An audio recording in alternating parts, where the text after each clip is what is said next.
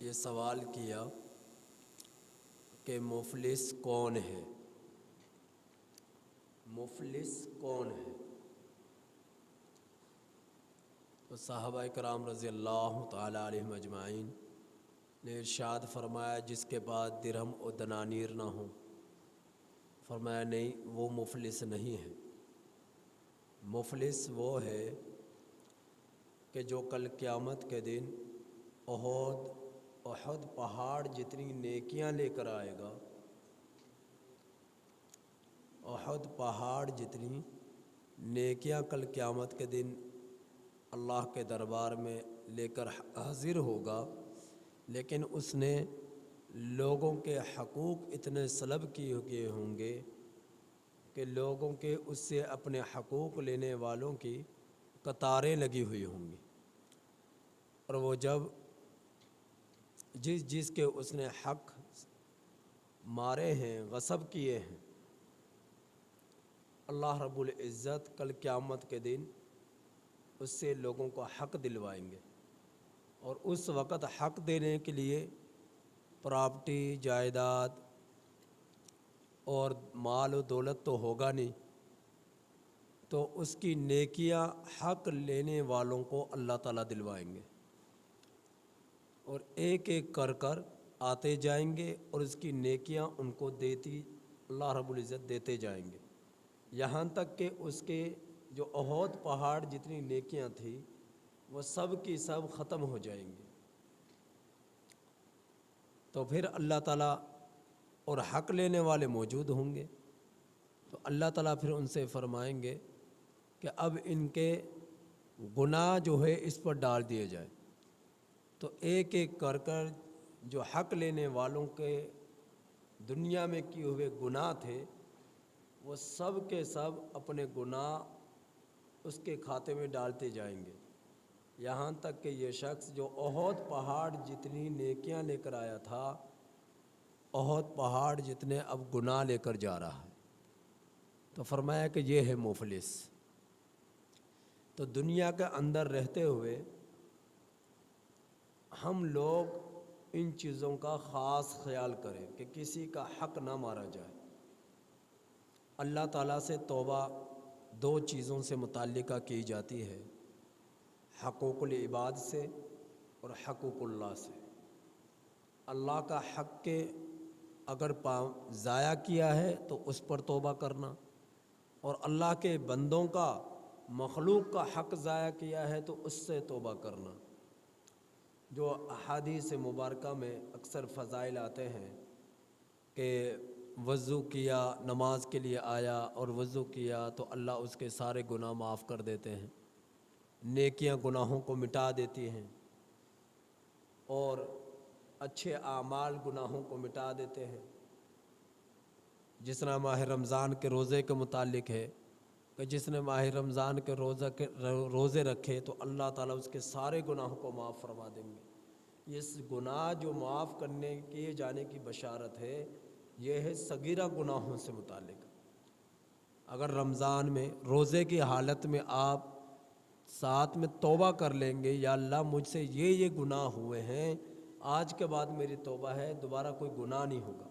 تو اللہ تعالیٰ اس توبہ کے نتیجے میں اس کے بڑے گناہ، کبیرہ گناہوں کو بھی معاف فرما دیں گے۔ لیکن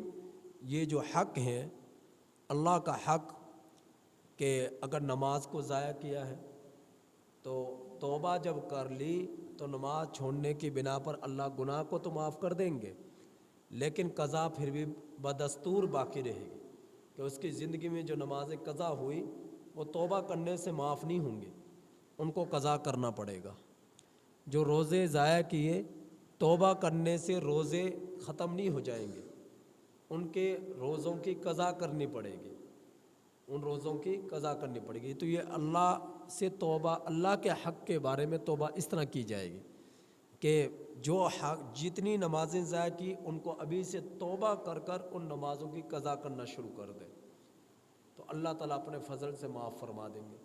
توبہ بھی کی اور ساتھ میں ان کی قضا کرنا شروع کر دیا۔ کوئی گناہ کیا، جھوٹ بولا، شراب پی، تو اللہ تعالیٰ سے توبہ کی، یہ اللہ کا حق ہے، تو اللہ تعالیٰ معاف فرما دیں گے۔ لیکن بندوں کا حق، جو اللہ کی مخلوق کا حق ضائع کیا، تو وہ یا تو کسی کو تکلیف پہنچا کر،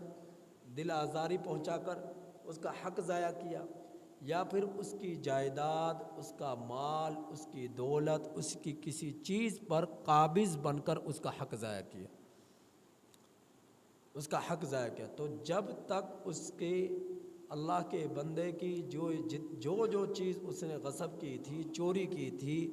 اور ہڑپ کی تھی، قبضہ کیا تھا، جب تک ان چیزوں کو اس بندے تک نہیں پہنچا دے گا، جب تک اس سے لیے ہوئے مال کو جس پر وہ قابض بن کر بیٹھ گیا اس تک نہیں پہنچا دے گا، اس وقت تک بندے کا حق ضائع نہیں ہوگا، یہاں تک کہ جس کا حق ضائع کیا ہے وہ خود معاف کر دے، وہ خود معاف کر دے۔ تو اس لیے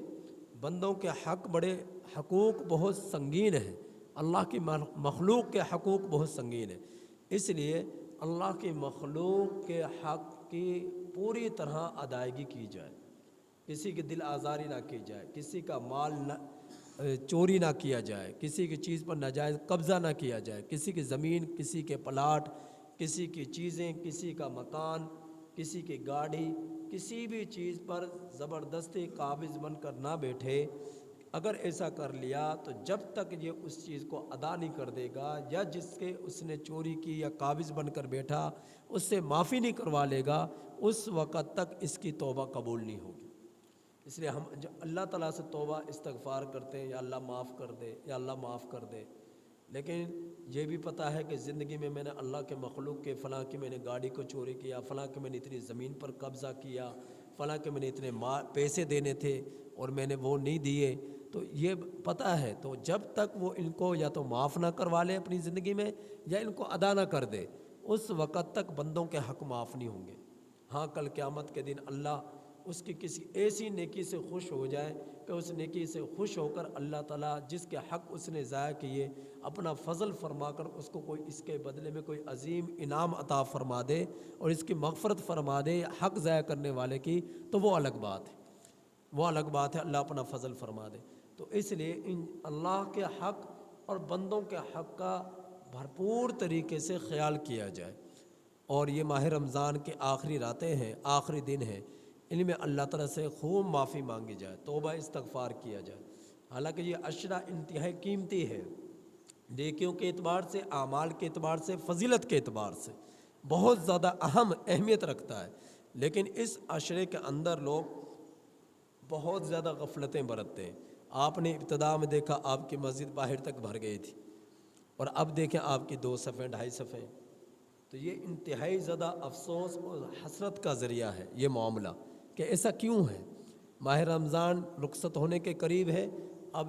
جب یہ رخصت ہو رہا ہے تو ہمیں تو ہماری توجہ اور ہمارا رجحان، ہماری طلب اللہ کی طرف زیادہ بڑھنی چاہیے تھی، بنسبت اس کے کہ ہم کم غفلت برتیں اور سستی اور کاہلی کے شکار ہو جائیں، اس کی بنسبت ہمیں زیادہ اس کی طرف رجحان ہونا چاہیے تھا کہ اب رمضان گزر ہو رہا ہے تو جاتے جاتے اس کی زیادہ سے زیادہ ہم برکتیں، رحمتیں اور جو ہے انوارات اور برکات اللہ تعالیٰ کی طرف سے سمیٹ لیں اور توبہ استغفار کر لیں۔ ہونا تو یہ چاہیے تھا، لیکن اس کے برعکس معاملہ ہو رہا ہے،